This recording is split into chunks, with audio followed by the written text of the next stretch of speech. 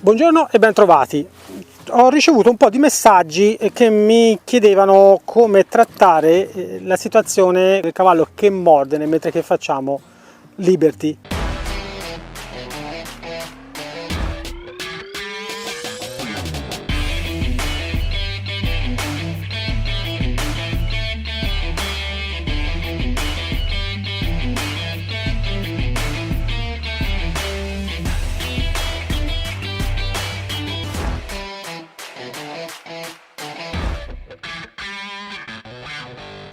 Il primo consiglio che vi posso dare è tornare online e adesso vi spiego un po' cosa poter fare per aiutare un pochino il cavallo.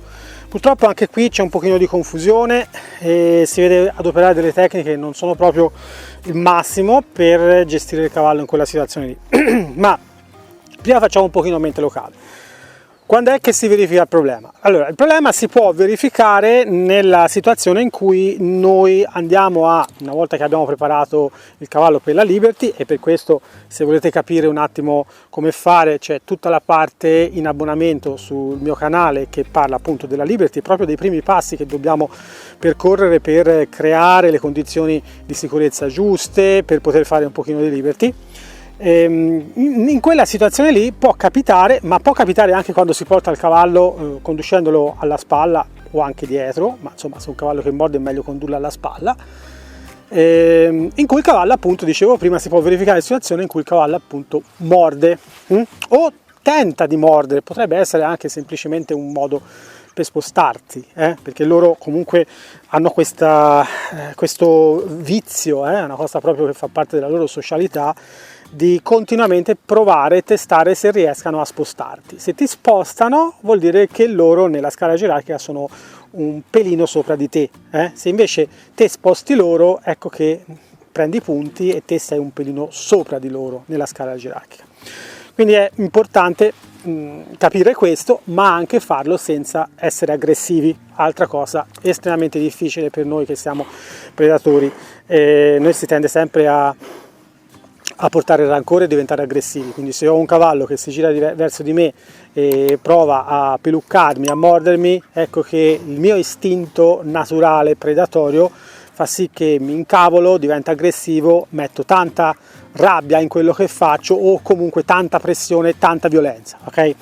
È un po' un meccanismo di autodifesa che si innesca. Noi siamo predatori, quindi abbiamo questo dentro, ci possiamo fare poco, chi più, chi meno, ma ce l'abbiamo, soprattutto gli uomini, un po' meno le donne.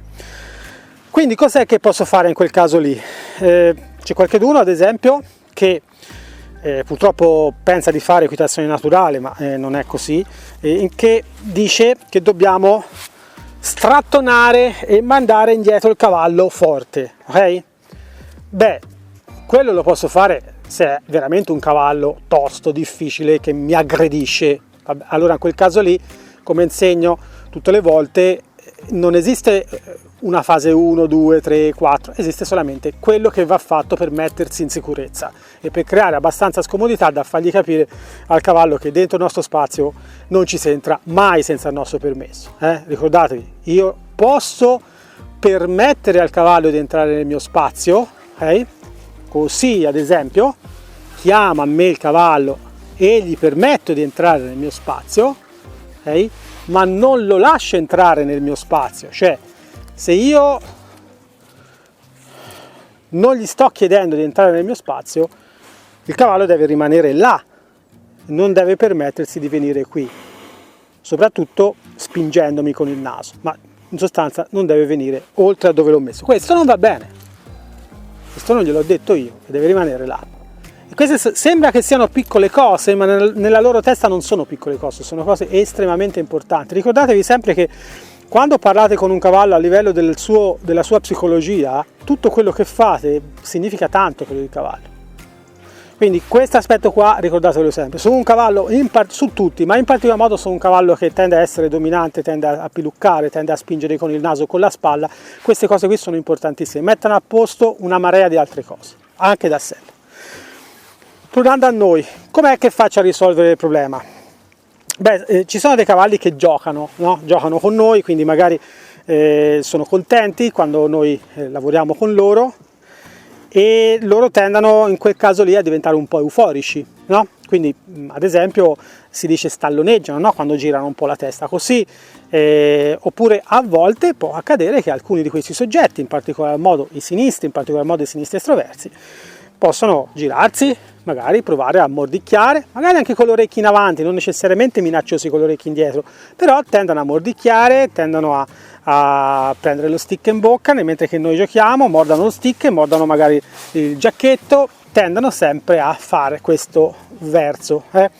In quel caso la cosa che posso fare è molto molto semplice ma efficace. Supponiamo che io stia portando il mio cavallo a questa maniera e lei si gira e fa per mordermi, io con lo stick porto avanti lo stick a questa maniera, sposto il naso e tutto il cavallo di là a 90 gradi così rispetto alla mia direzione precedente, poi me ne vado mettendo pressione dietro e riportandomelo un po'. Okay? Adesso ve lo faccio un po' più veloce. Stoppo, mando via di là e poi come on, di qua, bravissima. Ok? Devo essere un po' incisivo, cioè non è che io lì in quel momento lì non sto scherzando, metto pressione, ti sposto completamente il naso di là, via da me e poi di nuovo qua. Importante, non devo avere la corda troppo lunga quando lo faccio, ma ovviamente chi mi segue lo sa che quando si porta il cavallo lateralmente, cioè di lato così all'altezza della mia spalla, non ho la corda così, ok? Ovviamente perché qui ci può mettere il piede sopra, ma soprattutto anche perché in una situazione come potrebbe essere quella che vi ho descritto un attimo fa, se io ho la corda molto lunga, lo faccio vedere, e gli faccio fare questo, ok? Vedete?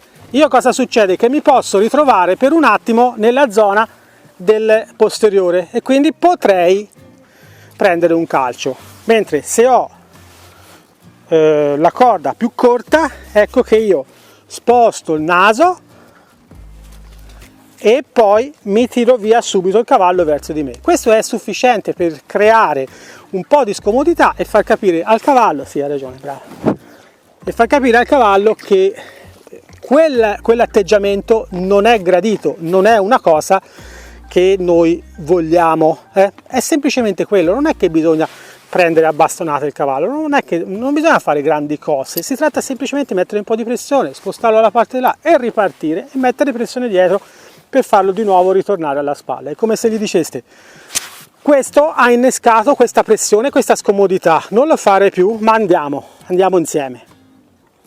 È molto più semplice di quello che potrebbe essere da noi immaginato, ma nella loro testa ha un grande sviluppo questa cosa qua e presto smettano di farlo.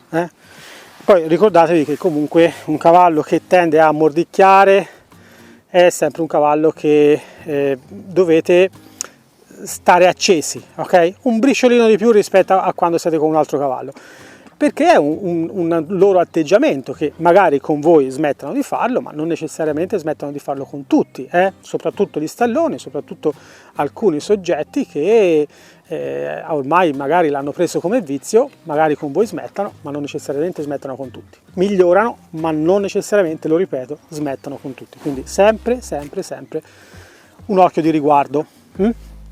Quando ci si fa male con i cavalli, poi dopo si smette di andare a cavallo, ci passa tutte le voglie, quindi fate attenzione a non farvi male. Se vi è chiaro quello che ho detto, lasciate un like sul video, e se invece non vi è chiaro scrivetemi nei commenti cosa non vi è chiaro, così magari farò un video di approfondimento dove spiegherò meglio cosa intendevo, o magari vi farò diciamo vedere altri esempi.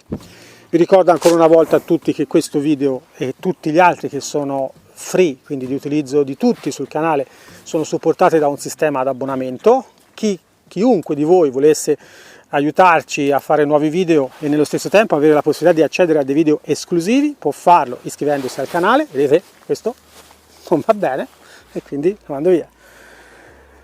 Lo potete fare iscrivendovi al canale, cliccando sul pulsante abbonati qui sotto se lo vedete. Se non lo vedete potete entrare nella descrizione di questo video e trovate il link sul quale potete iscriversi attraverso il browser.